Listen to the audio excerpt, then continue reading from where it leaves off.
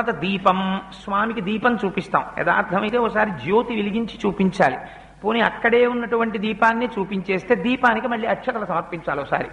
అందుకని దీపం దర్శయామి, దీపం చూపించేసిన తర్వాత అప్పుడు స్వామివారికి నైవేద్యం.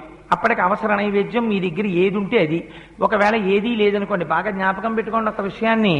మీరు రాత్రి ఓ అరడజన అరటిపళ్ళు తెచ్చుకుని అందులో 2 తినేశారనుకోండి, మిగిలిన 4లో ఒక పండు నైవేద్యం పెట్టకూడదు, ఉచ్చిష్టం అవుతుంది. ఎంగిలి నైవేద్యం పెట్టకండి. అదేంటంటే ఆ 4ని తినలేదు కదా అంటే కుదరదు. ఒకే అంచుకు వేలాడుతున్నటువంటి పళ్ళలో కొన్నిటిని మీరు తిని కొన్నిటిని నివేదన చేయడానికి వీలు లేదు. కానీ ఒక అరడజన అరటిపళ్ళు తెచ్చి 2 తుంపి పూజ గదిలో పెట్టి 4 పళ్ళు మీరు తింటే దోషం లేదు.